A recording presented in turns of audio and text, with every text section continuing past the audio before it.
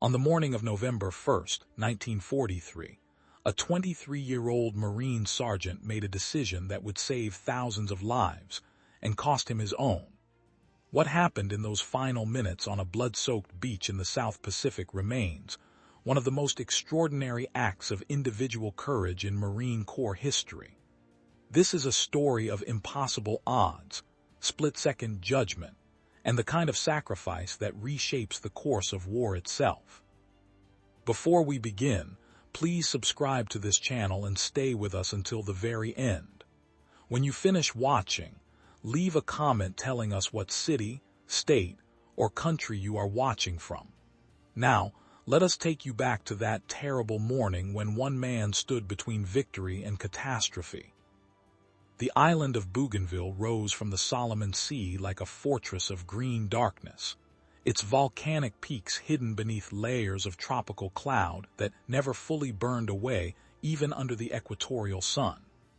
November brought the beginning of the wet season to this part of the South Pacific, and the air over Empress Augusta Bay hung thick with moisture that made every breath feel like drinking warm water. The jungle that covered the island from shoreline to mountaintop was not the romantic paradise of travel posters, but a suffocating tangle of mangrove swamps, razor-edged kunai grass, and trees so densely packed that sunlight reached the forest floor only in scattered coins of pale gold. This was terrain that swallowed armies whole, where visibility extended no more than a few yards in any direction, and where the boundary between life and death could be measured in single footsteps. For the Empire of Japan, Bougainville represented far more than another piece of tropical real estate in a war that had already consumed dozens of islands across the Pacific.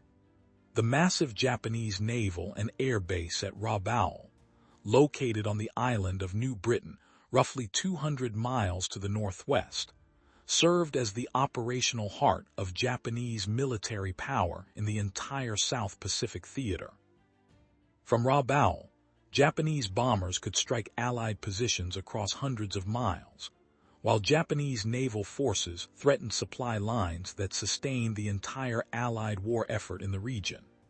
Bougainville sat directly along the route between Allied bases to the south and Rabaul itself, and control of Bougainville meant the ability to construct airfields close enough to Rabaul to render that fortress effectively useless, without the need for a direct assault that would cost tens of thousands of lives. The strategic mathematics were brutal but simple. Whoever held Bougainville controlled the future of the campaign. The Allied plan, designated Operation Cherryblossom, called for an amphibious landing at Cape Torquena on the southwestern coast of Bougainville, where the beach offered enough space for a rapid buildup of forces, and where the terrain, though difficult, was less immediately hostile than other potential landing sites. Intelligence estimates suggested that Japanese forces in the immediate area numbered somewhere between 2,000 and 3,000 troops, a figure that would later prove catastrophically inaccurate. But even the estimated numbers meant that the initial assault waves would be landing directly into prepared defensive positions, held by soldiers who had spent months fortifying every possible approach. The 3rd Marine Division, commanded by Major General Alan Hal Turnage, would conduct the assault with approximately 14,000 men in the first wave, with the understanding that once ashore they would face not only the immediate defenders, but also reinforcements that could pour in from Japanese garrisons elsewhere on the island. Among those 14,000 Marines preparing to go ashore was Sergeant Robert Allan Owens, a young man from Greenville, South Carolina, who had joined the Marine Corps in May of 1942. Barely 6 months after the attack on Pearl Harbor, had transformed the United States from an uncertain neutral power into a nation fully committed to global war. Owens came from working-class stock, the kind of Southern family where military service was understood as both duty and opportunity, and he had progressed through training with the quiet competence that caused his superiors to mark him as someone who could be trusted when circumstances turned desperate. He stood 5 feet 9 inches tall, weighed 160 pounds, and possessed the wiry endurance that proved more valuable in jungle warfare than raw size. Photographs from his training days show a serious young man with dark hair, clear eyes, and the kind of expression that suggested he understood exactly what he was getting into and had made his peace with it. By the time Owens and his unit approached Bougainville in the pre-dawn hours of November 1st, the war in the Pacific had already revealed itself as something fundamentally different from the European conflict. This was not a war of sweeping armored columns and clearly defined front lines, but a savage island-by-island struggle where every yard of ground had to be paid for in blood, where disease killed as many men as bullets, and where the environmental conditions alone could break units that had survived everything the enemy could throw at them. Owens had trained extensively, but training could never fully prepare a man for the sensory assault of an opposed amphibious landing. The deafening roar of naval gunfire, the acrid smoke that burned the lungs and stung the eyes, the way the landing craft bucked and shuddered in the surf, the knowledge that within minutes you would either be fighting for your life on a hostile beach or drowning in water turned red with the blood of your friends. The pre-landing naval bombardment began well before dawn, with American destroyers and cruisers hammering suspected Japanese positions, with thousands of rounds of high-explosive shells that turned the shoreline into a continuous ribbon of flame and flying debris. The intention was to suppress Japanese defenses long enough for the landing craft to reach the beach and disgorge their human cargo before the defenders could organize effective resistance. It was a sound theory, but theories had a way of disintegrating upon contact with reality, and the reality of Cape Torokina was that Japanese engineers had spent months preparing defenses specifically designed to survive preliminary bombardment, and then emerge to slaughter the attackers at their most vulnerable moment. At approximately 6:45 on the morning of November 1st, the first wave of landing craft began their run toward the beach. The Marines inside these craft were packed so tightly that movement was nearly impossible, each man weighed down with rifle, ammunition, grenades, entrenching tools, rations, and all the other equipment deemed necessary for survival in extended combat. The craft themselves were flat-bottomed boats designed for beach landings, but design, intent, and performance in heavy surf were two different things, and many of the Marines were already vomiting from seasickness before they came within range of enemy fire. The sound of naval gunfire had temporarily deafened most of them, reducing human speech to lip-reading and hand signals, and the smell of cordite mixed with salt spray and vomit created an atmosphere that seemed designed to strip away any romantic notions about the glory of war. Sergeant Owens was in one of the early waves, close enough to shore to see the beach through the haze of smoke and spray, but not yet close enough to make out individual features of the terrain. What he could see looked unpromising. A narrow strip of dark sand backed by dense jungle, with several visible structures that might be bunkers, or might simply be natural features, transformed by imagination and fear into something more sinister. The naval bombardment had torn up the vegetation and left numerous craters, but whether it had actually destroyed any significant Japanese positions remained to be seen. Standard doctrine called for the landing craft to run right up onto the beach, drop their ramps, and allow the Marines to charge forward into whatever awaited them. But doctrine assumed that the beach would be at least temporarily suppressed, and there were already signs that suppression might be incomplete. The first indication that something had gone seriously wrong came not from small arms fire, but from the distinctive crack boom of artillery. A shell struck the water 30 yards from Owens' landing craft, sending up a geyser of white water that drenched everyone aboard and confirmed what many had already suspected. Japanese artillery had survived the bombardment and was now actively engaging the approaching assault waves. Artillery fire against individual landing craft was notoriously difficult to direct with precision, but precision was unnecessary when you could simply saturate the approach lanes with enough shells to guarantee hits through pure volume of fire.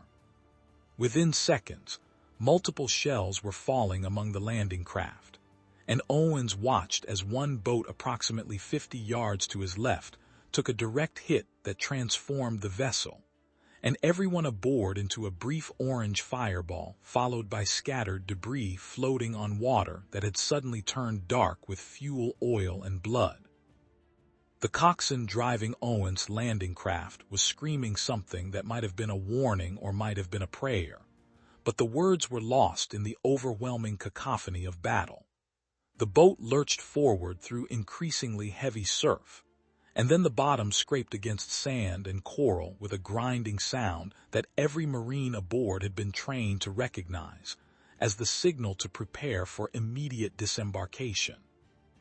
The ramp dropped, and Owens found himself charging forward through waist-deep water that seemed actively hostile, dragging at his legs and equipment, while machine gun fire from somewhere inland began to kick up small fountains of spray that moved steadily closer to the line of struggling Marines. Men were falling now, some silently and some screaming, and the water around Owens was rapidly becoming an obstacle course of floating equipment and bodies that had to be navigated while simultaneously trying to locate and suppress the sources of enemy fire. Owens reached the beach and immediately threw himself down behind a low berm of sand that provided minimal cover, but was better than standing upright. Around him, other Marines were doing the same, and within seconds the narrow beach was packed with hundreds of men trying to organize themselves into something resembling a coherent fighting force, while under continuous fire from positions that were difficult to locate and even more difficult to engage effectively. The noise was beyond anything Owens had experienced in training. Rifle fire, machine gun fire, artillery explosions, men shouting orders that could not be heard, the wounded crying for corpsmen, and underlying it all a continuous low roar that seemed to come from the island itself, as if Bougainville objected to the invasion and was expressing its displeasure through pure sound. It was at approximately 7:26 in the morning, less than an hour after the first landing craft had reached the beach, that Sergeant Robert Allan Owens experienced combat for the first time in a manner that would define the rest of his short life. The beach was now crowded with close to 7,500 Marines, far more than had been planned for this stage of the operation, because the continuing artillery fire had forced craft to unload more quickly than doctrine suggested, and then retreat before they could be destroyed. This concentration of force should have been advantageous, allowing for rapid organization and aggressive movement inland.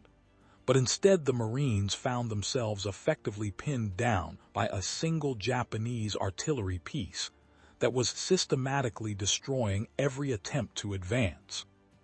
The gun in question was a Type 41 mountain gun, a 75mm artillery piece that the Japanese had developed specifically for use in difficult terrain where larger guns could not be easily transported or emplaced. The Type 41 could be broken down into components and carried by pack animals or soldiers, then reassembled and placed into operation within minutes, and its relatively light weight did nothing to diminish its effectiveness against unarmored targets like landing craft and concentrations of infantry. The Japanese had emplaced this particular gun inside a bunker constructed from coconut logs, a building material that was both readily available and remarkably resistant to small arms fire, and even grenade explosions. The bunker had been carefully sited to provide a clear field of fire across the beach and the approach lanes, and the gun crew had demonstrated professional discipline by holding their fire during the initial bombardment, and only opening up once the beach was sufficiently crowded to make every shot count. From his position behind the sand berm, Owens could not initially see the bunker, but he could certainly observe the results of its fire. Landing craft were being hit as they approached the beach, or just after they had dropped their ramps, and the systematic nature of the destruction suggested a single gun operated by a well-trained crew rather than multiple weapons firing independently. Each time the gun fired, there was a distinctive muzzle flash visible through the smoke, followed roughly 2 seconds later by the explosion as the shell found its target. 4 landing craft had already been completely destroyed, sunk or burning, and at least 10 others showed visible damage that would prevent them from conducting further operations without extensive repair. More critically, the continued effectiveness of this single gun meant that additional waves could not land safely, which in turn meant that the Marines already ashore could not be reinforced or resupplied, turning what should have been an expanding beachhead into a trapped and increasingly desperate defensive position. Several attempts had already been made to neutralize the bunker using the weapons immediately available to the infantry. Rifle fire proved completely ineffective against the coconut log construction, with bullets simply embedding themselves in the wood without penetrating to the interior. Grenades were thrown from as close as the Marines could approach, but the bunker's firing port was a relatively small opening, and grenades that landed near the bunker without actually entering it did nothing more than scar the exterior logs and create impressive but ultimately harmless explosions. Machine gun fire was directed at the firing port in an attempt to suppress the gun crew, but the Japanese had positioned the gun far enough back from the opening that grazing fire could not reach the crew positions, and the thickness of the bunker walls meant that even sustained machine gun fire could not create a breach large enough to allow for effective engagement of the interior. Owens spent several minutes observing the bunker and the pattern of its fire, and what he saw led him to a conclusion that was both tactically sound and personally terrifying. The gun crew was following a disciplined firing cycle: load, aim, fire, observe the fall of shot, make corrections if necessary, and repeat. The entire cycle took approximately 30 to 40 seconds, depending on how much adjustment was required between shots. During the loading phase, the crew would be focused entirely on their weapons and would not be actively observing the approaches to the bunker. This created a brief window during which a determined attacker might be able to close the distance from the tree line to the bunker itself, without being immediately engaged by the gun, though of course this assumed that there were no additional Japanese positions covering the bunker's immediate surroundings, an assumption that might or might not prove accurate. The tactical problem was clear. The bunker had to be neutralized, and conventional weapons had proven inadequate to the task. This left only one option, which was for someone to reach the bunker during the loading phase, force entry through the firing port, and engage the gun crew directly at close quarters. It was the kind of assault that had perhaps a 20% chance of success under ideal conditions, and current conditions were far from ideal. The approach to the bunker required crossing approximately 70 yards of completely open beach with no cover whatsoever, all while under potential fire, not only from the bunker itself if the timing was misjudged, but also from any supporting positions that might be covering the approaches. The man who made this assault would almost certainly die, but if he succeeded before dying, the gun would be silenced and the beachhead could be secured. Owens did not hesitate.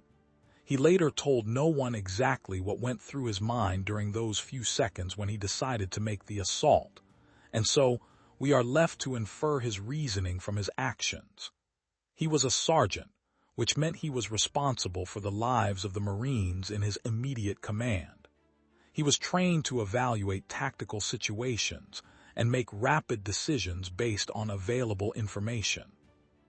He understood that the situation on the beach was rapidly becoming untenable, and that without decisive action, the entire landing might fail. Most importantly, perhaps, he possessed that rare quality that distinguishes soldiers who merely do their jobs from those who transcend normal human limitations when circumstances demand it. He was willing to accept certain death as the price of mission success. Owens identified 4 Marines who were positioned near enough to provide suppressing fire against any adjacent bunkers or fighting positions that might interfere with his assault. He gave them brief instructions, pointing out the targets he wanted them to engage and the timing he wanted them to follow. There was no inspirational speech, no dramatic pronouncement. This was simply a sergeant organizing his men for a specific tactical task, except that the task in question was suicide, and everyone involved understood that fact without it needing to be stated explicitly. The 4 Marines he had selected nodded their understanding and prepared their weapons. The timing had to be precise. Owens watched the bunker through the smoke and haze, counting the seconds between shots, confirming the rhythm he had already identified. The gun fired. The shell struck a landing craft offshore, and the craft began to list and take on water. Owens counted. 1, 2, 3, 4, 5. At 30 seconds, he broke from cover and began to run. Crossing 70 yards of open ground under fire is an experience that compresses and expands time simultaneously. Each step feels like it takes hours, while the entire sprint seems to be over in seconds. Owens ran in a low crouch, trying to minimize his profile while maintaining enough speed to cross the distance before the gun crew completed their loading cycle. Behind him, the 4 Marines he had designated opened fire on the positions he had indicated, the sharp crack of their M1 Garand rifles adding to the general din. Whether their fire was actually suppressing any Japanese positions or simply creating noise was impossible to determine, but it provided a psychological comfort that Owens was not entirely alone in this insane endeavor. Sand flew up around Owens' boots as he ran. Whether this was from Japanese small arms fire or simply debris from the general chaos of the beach was unclear and ultimately irrelevant. What mattered was maintaining speed and direction. The bunker grew larger in his vision, the firing port transforming from a dark smudge to a clearly defined opening, perhaps 3 feet wide and 18 inches tall, just large enough for the gun barrel to protrude and for the crew to observe their targets. Owens could see movement inside the bunker now, shadows shifting in the darkness beyond the firing port, and he knew with absolute certainty that if the gun crew spotted him before he reached the bunker, he would be cut down, either by the gun itself if they could depress the barrel far enough or by pistols and rifles that the crew certainly carried for exactly this kind of close-range defense. 50 yards, 40 yards, 30 yards. Owens' lungs were burning, his leg muscles screaming in protest, his equipment bouncing and shifting with each step in a way that threatened to throw off his balance. The bunker filled his entire field of vision now, coconut logs stained dark with moisture and scarred by previous attempts to destroy the position. 20 yards. He could hear voices from inside the bunker now, Japanese words he did not understand but which clearly indicated alarm and urgent communication. They had spotted him. 10 yards. Owens did not slow down. He hit the bunker wall directly beside the firing port with enough force to drive the air from his lungs, and for a fraction of a second he simply hung there, stunned by the impact and by the realization that he was still alive. Inside the bunker, the voices had risen to shouts. Owens pulled a grenade from his belt, yanked the pin, and without allowing himself time to reconsider, thrust his arm through the firing port and released the grenade into the interior of the bunker. Then he threw himself to the side and pressed against the bunker wall, making himself as small a target as possible. The explosion inside the confined space of the bunker was enormous, far louder than any grenade Owens had experienced in training. Smoke and debris blasted from the firing port, and for several seconds there was no sound from within except a high-pitched ringing that might have been in Owens' ears, or might have been some structural element of the bunker vibrating from the blast. Then the screaming started. Men wounded but not dead, men trapped in darkness and smoke, men who moments before had been professional soldiers operating a sophisticated weapon, and who were now simply human beings experiencing unimaginable pain and terror. Owens did not wait for the smoke to clear. He pulled himself up to the firing port and looked inside.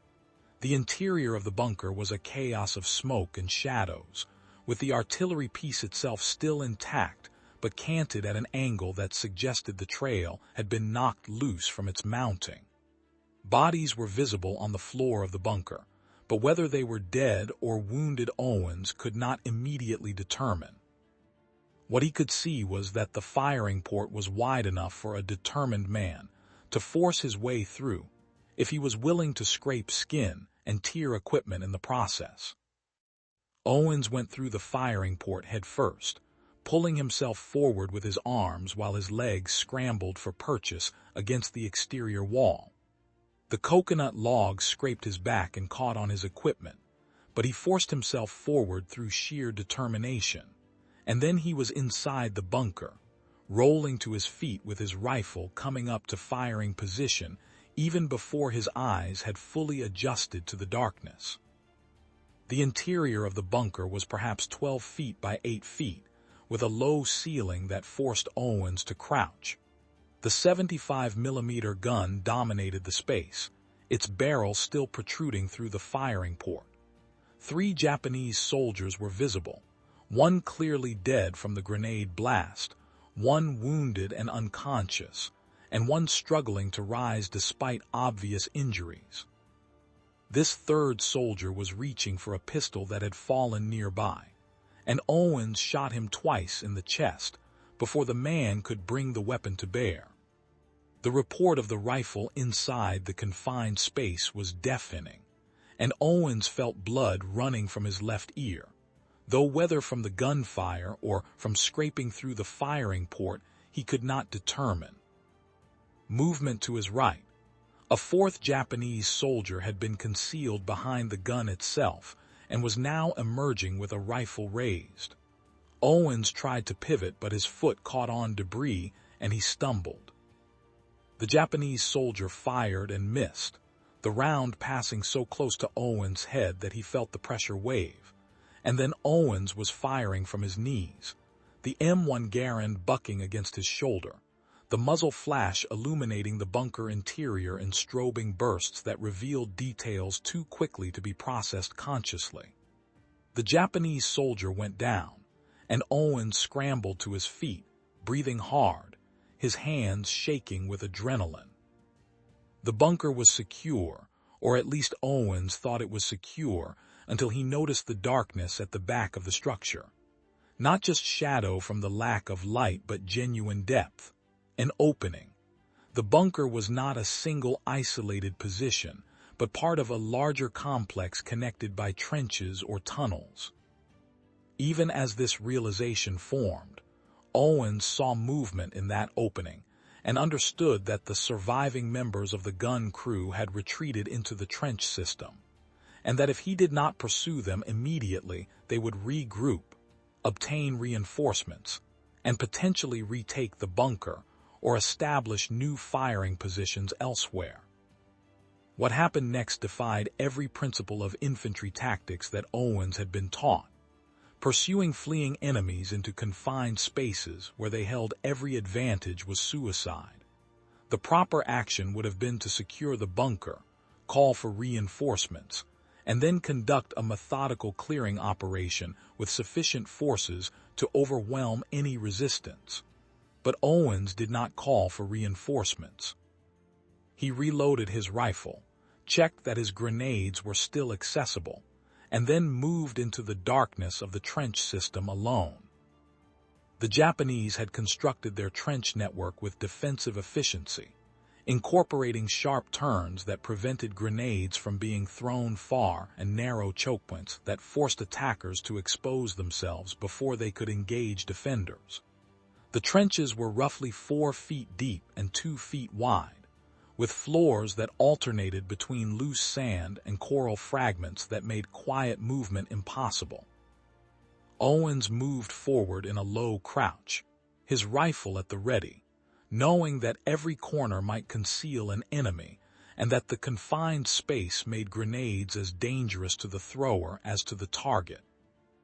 The first Japanese soldier appeared suddenly around a sharp bend in the trench, and Owens fired instinctively, the range so close that powder burns marked the man's uniform. The body fell backward, and Owens stepped over it, his boots slipping briefly on the blood that was already pooling in the bottom of the trench. Another corner.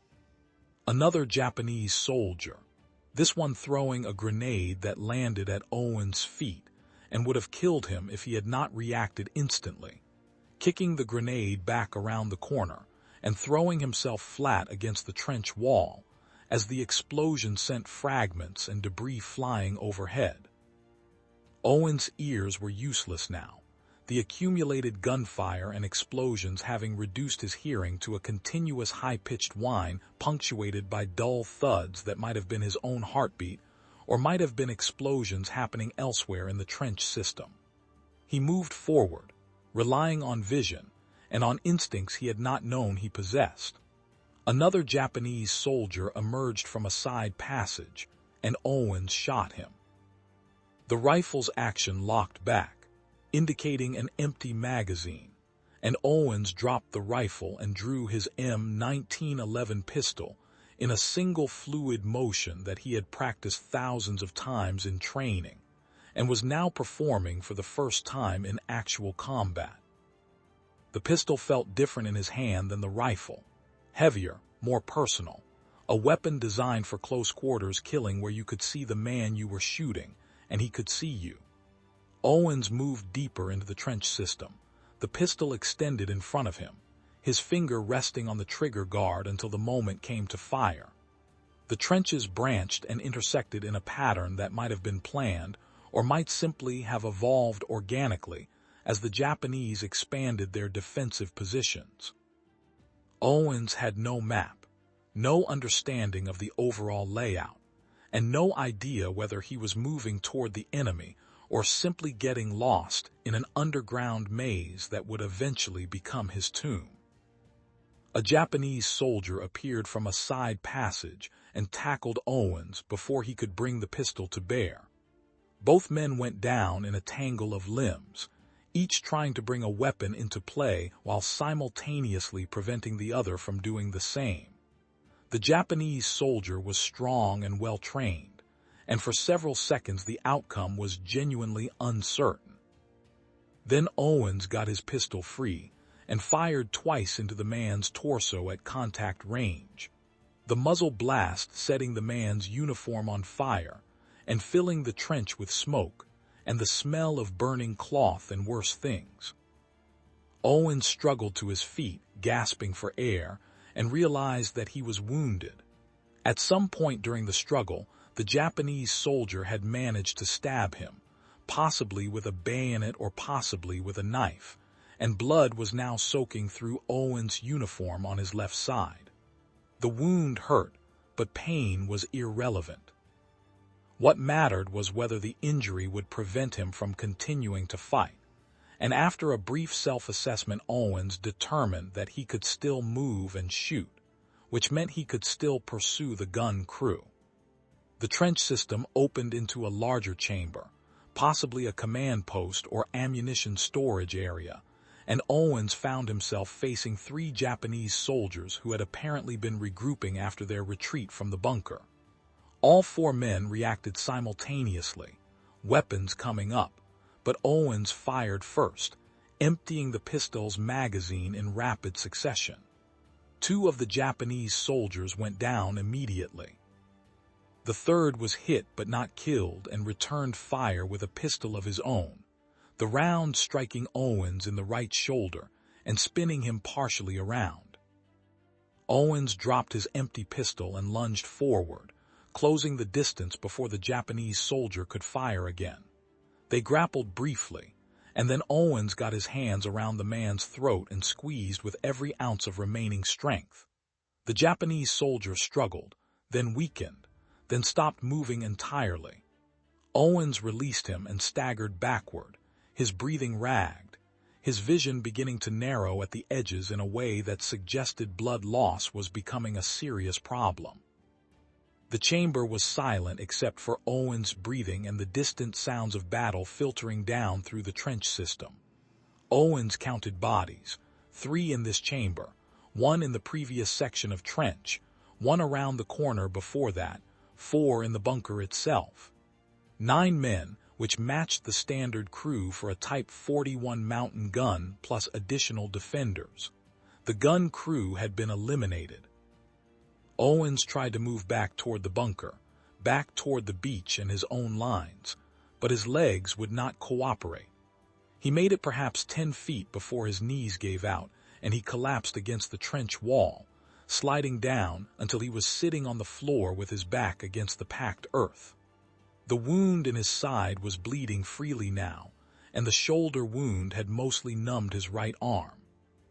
He should call for a corpsman, he thought distantly, but his voice would not work, and he could not remember exactly how to operate a radio even if he had one. Time became uncertain. Owens might have been sitting in that trench for minutes or hours. The difference ceased to matter. He was aware of footsteps approaching, American voices calling out in tones that suggested they were clearing the trench system methodically, and did not yet know if they would find friends or enemies. He tried to respond, but managed only a weak sound that might not have been audible beyond a few feet. The footsteps came closer, voices more urgent now. Hands on his shoulders, on his wounds, words he could not quite understand but which conveyed urgency and concern. Owens wanted to tell them that the gun would not fire again, that the beachhead was secure, that they could bring in the rest of the division and build the airfields and win this part of the war. He wanted to ask if anyone else had been hurt badly, if his squad was okay, if they had enough ammunition for what came next. He wanted to say a great many things, but his body was finished cooperating, and his vision was fading to black, despite his best efforts to remain conscious. Sergeant Robert Allan Owens died of his wounds on November 1, 1943, in a trench system on Bougainville Island. He was 23 years old. The 75mm gun he had silenced never fired again.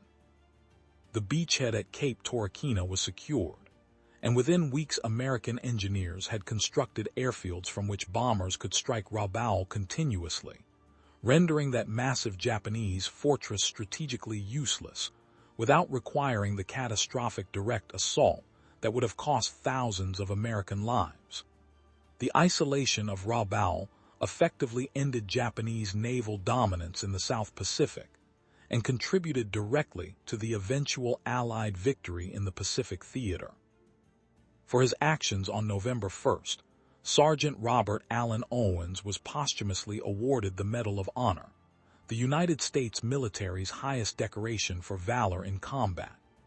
The citation reads in part that he displayed extraordinary heroism and devotion to duty, that his courageous initiative and willing sacrifice of his own life enabled his company to reach its objective, and that his conduct throughout was in keeping with the highest traditions of the United States Naval Service. These are formal words, carefully chosen and properly reverent, but they cannot fully capture what happened on that beach or in those trenches, or in the final moments when a young man from South Carolina decided that his life was a fair price to pay for the lives of 7,500 Marines who would otherwise have been trapped and destroyed on a hostile beach. The war continued for nearly 2 more years after Owens' death. Japan eventually surrendered in August of 1945, following the atomic bombings of Hiroshima and Nagasaki, and the world began the long process of counting the cost of a conflict that had killed somewhere between 70 and 85 million people worldwide. In the context of that almost incomprehensible scale of destruction, a single sergeant's death in a trench system on an obscure island might seem insignificant, just one more name added to a list too long to fully comprehend. But wars are not won by grand strategy alone. They are won by individual acts of courage performed by individual soldiers at critical moments, and Owens' charge across that beach was precisely such a moment. We remember Sergeant Robert Allan Owens, not because his sacrifice was unique, but because it was representative of countless similar sacrifices made by men and women who understood that some things are worth dying for, and that the defense of those things requires individuals willing to pay the ultimate price. We remember him because memory itself is a form of tribute, a way of ensuring that these sacrifices are not forgotten when the immediate crisis has passed, and the temptation arises to minimize or ignore the cost of victory. We remember him because forgetting would be a betrayal of everything he died to defend. If this story has moved you, if it has given you a deeper appreciation for the price of freedom and the courage of those who defend it, please take a moment to like this video and subscribe to our channel so we can continue bringing you these important stories. Share your thoughts in the comments below. Tell us what this story means to you.